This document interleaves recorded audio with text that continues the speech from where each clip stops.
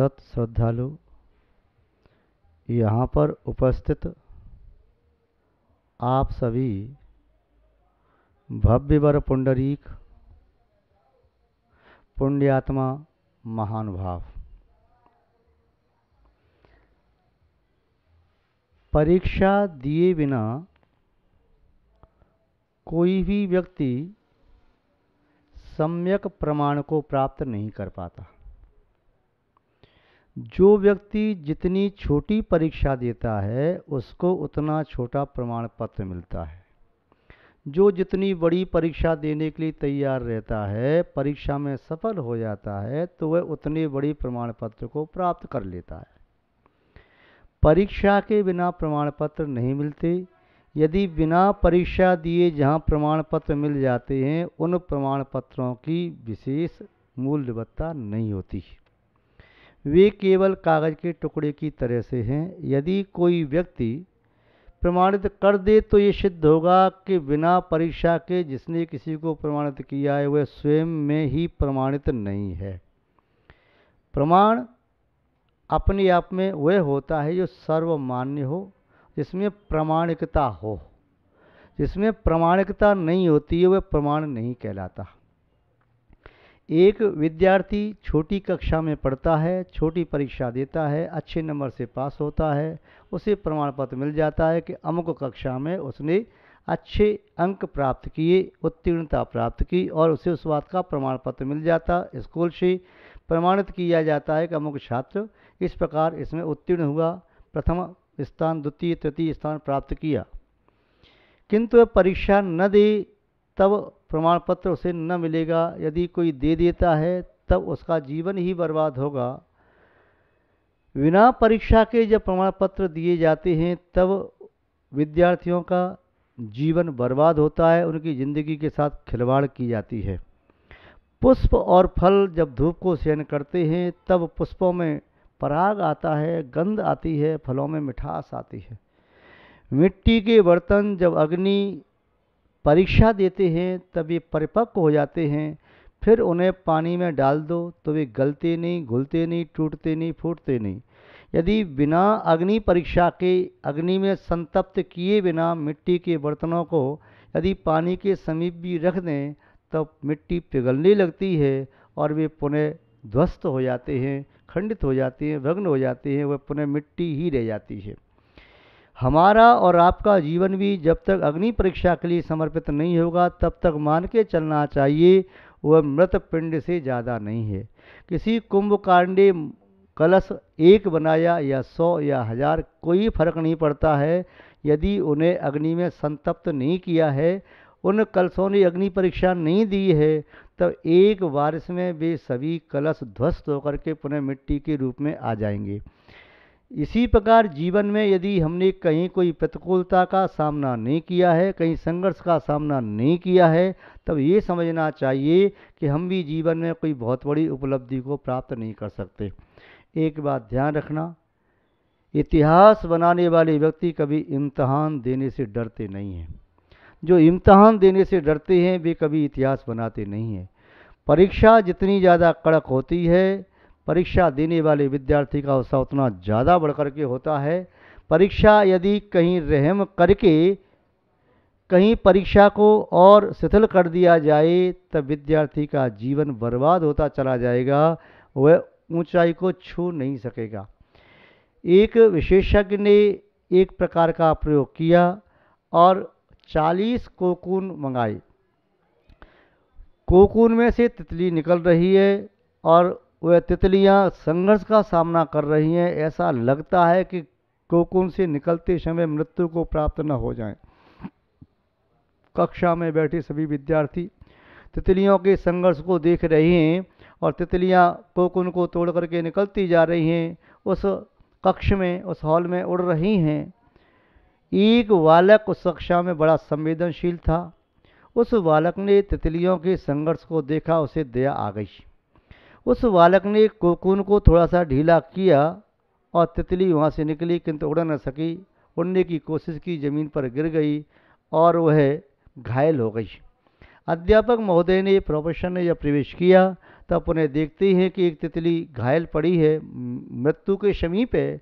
विद्यार्थियों से पूछा, क्या किसी विद्यार्थी ने तितली को कोकून से निकालने में सहायता की थी? एक विद्यार्थी ने अपना अपराध स्वीकार किया। गुरुजी, मैं इसे तड़पती नहीं देख सका, इसलिए मैंने सहायता की। तुमने दया नहीं की, इसके प्रति अदया का भाव कर दिया। यदि ये संघर्ष करके निकलती तो जैसे 39 तितलियां कक्ष में उड़ रही हैं, यह भी उड़ रही होती। क्यों? निकलते समय जब पंखों पर जोर लगता, वह संघर्ष का सामना करती तो पंखों में बल आता और उड़ जाती। इसने संघर्ष का सामना नहीं किया, कोकून खुल गया, पंख कमजोर रहे, उड़ने में असमर्थ है, मृत्यु के समीप है। इसी तरह हम किसी व्यक्ति को जीवन जीने की राह तो बताते हैं, किंतु उसके जीवन में संघर्ष ना आए, प्रतिकूलता ना आए, ऐसा प्रयास करते हैं। वे माता पिता, वे अभिभावक, वे संरक्षक, वे गुरुजन, वे उसके जीवन में यूं कहें कि भावी घटनाओं को आमंत्रण दे रहे हैं और ये भी तय कर रहे हैं कि वे भविष्य में घटनाओं से निकल न पाएंगे, अपने जीवन में आगे न बढ़ पाएंगे। इसलिए माता पिताओं का भी कर्तव्य है कि अपने बच्चों को अपने घर में लगे हुए गमले का पौधा न बनाएं, उसे जंगल का झाड़ बनाएं, जिससे कोई तूफान नहीं उखाड़ सकता। गर्मी, सर्दी, वर्षा सब सहन करता है, फिर भी अपने अस्तित्व को बना करके रखता है। ऐसे ही हम और आप यदि अपने अस्तित्व को बना करके रखेंगे तो चुनौतियों को स्वीकार करो। चुनौतियों को स्वीकार करने से अस्तित्व और दृढ़ीभूत होता है, सुस्थिर होता है, चिरकाल तक जीवित रहता है। जो चुनौतियों से डरकर भागता है, प्रतिकूलताओं का सामना नहीं करना चाहता, वह आगे नहीं बढ़ पाता, उसका मार्ग अवरुद्ध हो जाता है। हम आपसे एक बात पूछें, आपके 24 तीर्थंकर हैं, वर्तमान कालीन तीर्थंकर, ऋषभदेव से लेकर के भगवान महावीर स्वामी पर्यंत। ये बताइए कि ऋषभदेव से लेकर के महावीर स्वामी पर्यंत जब 24 तीर्थंकर हैं, आप कहते हैं समान हैं। जब तीर्थंकर अवस्था में थे तब अनंत चतुष्टय के पास था, सिद्ध बन गए तो सभी समान हो गए। फिर भगवान पार्श्वनाथ की मूर्ति सबसे ज़्यादा मंदिरों में विराजमान क्यों है? प्राय करके कोई मंदिर ऐसा खोजना मुश्किल है जिसमें भगवान पार्श्वनाथ की मूर्ति विराजमान न हो। भारतवर्ष में जितने मंदिर हैं उनमें प्राय करके हर मंदिर में भगवान पार्श्वनाथ की मूर्ति एक नहीं, किसी किसी मंदिर में तो 2, 4, 6, 8, 10, 20, 30, 50, 100 भी हो सकती हैं, किंतु इतनी तादाद में मूर्तियां अन्य तीर्थंकरों की नहीं मिलती। क्यों? 24 तीर्थंकरों में से भगवान पार्श्वनाथ स्वामी एक ऐसे तीर्थंकर हुए जिन्होंने मुनि अवस्था में घोर उपसर्ग को सहन किया और केवल ज्ञान को प्राप्त कर लिया। अन्य तीर्थंकरों ने इतना उपसर्ग सहन नहीं किया। उपसर्ग भगवान महावीर स्वामी ने भी सहन किया, भगवान पार्श्वनाथ स्वामी ने सहन किया, किंतु फिर भी जितना घोर उपसर्ग भगवान पार्श्वनाथ स्वामी ने सहन किया उतना किसी ने सहन नहीं किया इस काल में, अवसर्पणी काल में। 24 कामदेव होते हैं आपके जैन दर्शन के अनुसार। 24 कामदेव में भगवान बाहुली की मूर्तियां ही सर्वत्र क्यों प्राप्त होती हैं? अन्य कामदेवों की मूर्तियां क्यों नहीं दिखाई देती? भगवान बाहुली जो भगवान बनने के पहले जब राज्यावस्था में थे, वह मदनेश बाहुली जिसने चक्रवर्ती को जीत लिया था, अपने मान मर्यादा की रक्षा के लिए, कर्तव्य का पालन करने के लिए, धर्म का पालन करने के लिए अपनी शरणागत आए शत्रु को शरण दी थी। इसे बचाने के लिए भरत से भी युद्ध करना पड़ा, भाई से, तो युद्ध किया, किंतु युद्ध में, तीनों युद्धों में अपने बड़े भाई को जीत करके भी उन्होंने उनके 6 खंड के राज्य को लिया नहीं। यद्यपि युद्ध के पहले ये शर्तें तय हो गई थीं कि 3 में से 2 युद्ध में जो कोई भी जीत जाएगा, विजयी माना जाएगा, वही चक्रवर्ती घोषित किया जाएगा। किंतु बाहुबली 3 के 3 युद्ध जीत गए। उसके उपरांत भी बाहुबली ने अपने भाई भरत को दोनों के मध्य रखे हुए सिंहासन पर विराजित कर दिया और स्वयं दीक्षा के लिए चले गए। सब कुछ प्राप्त करके भी सब कुछ छोड़ दिया।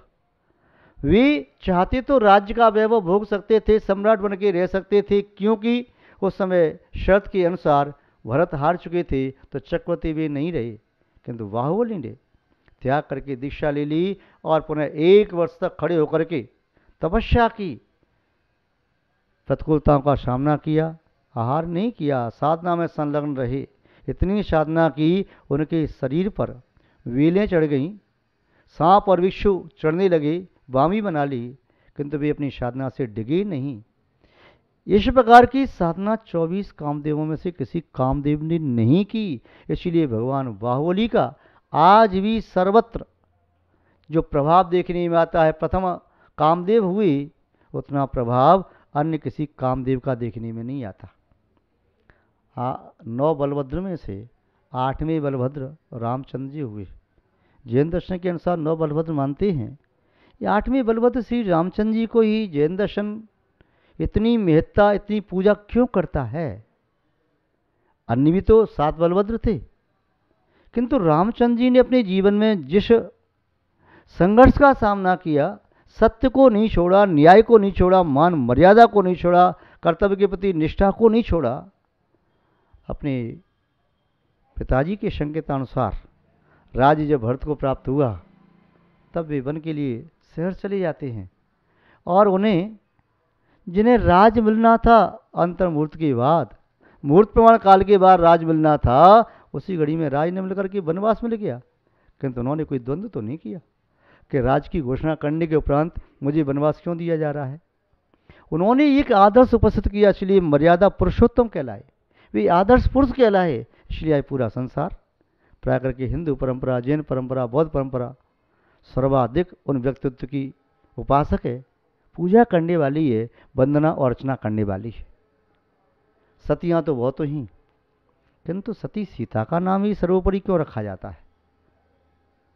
जिन प्रतिकूलताओं में उन्होंने अपने शील को रक्षित किया, जिन प्रतिकूलताओं में उन्होंने अग्नि परीक्षा दी, जिन प्रतिकूलताओं में रह करके भी वे धर्म से चलायमान नहीं हुई, इसलिए उन प्रतिकूलताओं के बीच में रह करके भी उन्होंने वो आदर्श प्रस्तुत किया कि आज अन्य सतियों में उन्हें श्रेष्ठ माना जाता।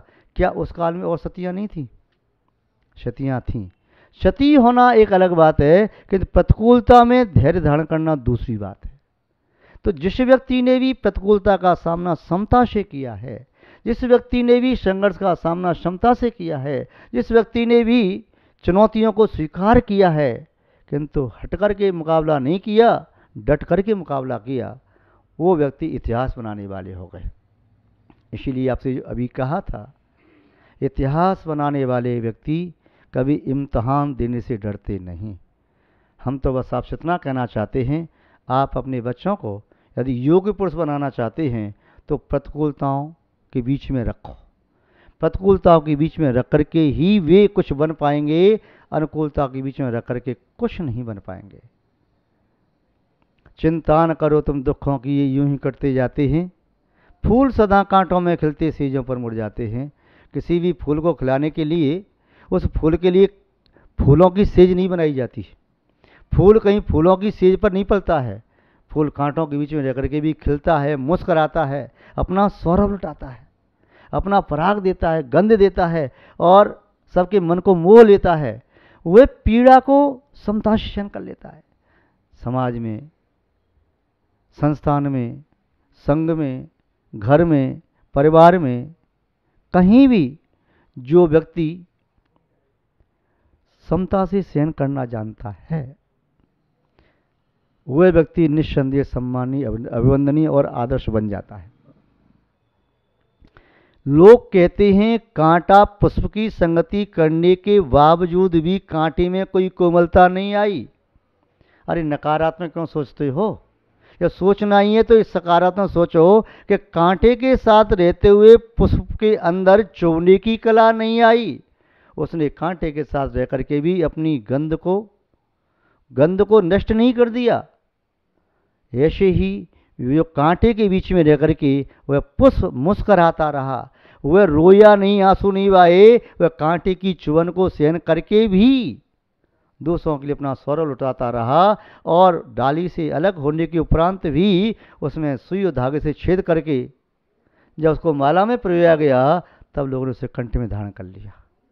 उस पुष्प को लोगों ने अपने मस्तक से लगाया, उस पुष्प को लोगों ने परमात्मा के चरणों में चढ़ाया, उस पुष्प को लोगों ने जो आदर दिया है, शायद उतना आदर तो फल को भी नहीं मिला, उतना आदर फल को भी नहीं मिला। जो फल सूर्य के ताप को सहन करता है, जो फल प्रकृति की सभी प्रतिकूलताओं को सहन करता है, जो फल अपने रस को संचय करके स्वयं भोग नहीं करता, दूसरों के लिए लुटाता है, शायद इसीलिए फल सम्मान में दिया और लिया जाता है। शायद इसीलिए फल इतना मिठास से युक्त होता है कि शायद फल जैसी मिठास संसार के और किसी पदार्थ में प्राप्त नहीं होती। जितनी भी मिठास तैयार की जाती हैं, चाहे शक्कर बनाओ, गुड़ बनाओ, बूरा बनाओ, कुछ बनाओ, चाहे जो भी है आप देख लेना, वह सब मिठास कहीं से निकल के आती है तो फल से निकल के आती है। फलों से कहीं खारापन नहीं निकलता, खारापन पानी से आता है, वह खारापन पानी में आ जाता है, किंतु फलों में खारापन नहीं, फलों में मिठास होती है। हाँ, स्वभाव से प्रकृति के अनुसार कुछ फलों में चाहे भले ही कड़वापन आ जाए, चरपरापन आ जाए, कसालापन आ जाए, खट्टापन आ जाए, किंतु खारापन नहीं आता। इसलिए क्योंकि जो फल उस प्रतिकूलता को सहन करते हैं, उन फलों में रस भी होता है, किंतु कोई भी वृक्ष अपने रस का, अपने फल का उपभोग नहीं करते। महानुभाव, जीवन में यदि आगे बढ़ना है तो बढ़ो, इंतजार मत करो कि समय अनुकूल आएगा। आप चुनौतियों को स्वीकार करके इत्मीनान से बैठे हो, नहीं, आगे बढ़ो। रास्ते में बाधा थी हैं, रहेंगी, कोई भी समय ऐसा नहीं है जब आपके अनुकूल हो जाए। अनुकूल तो हमें बनाना पड़ता है। चौथे काल में भी प्रतिकूलता थी, तृतीय काल में भी प्रतिकूलता थी, आज पंचम काल में भी प्रतिकूलता है। सिद्धांत कहाँ बदल गए?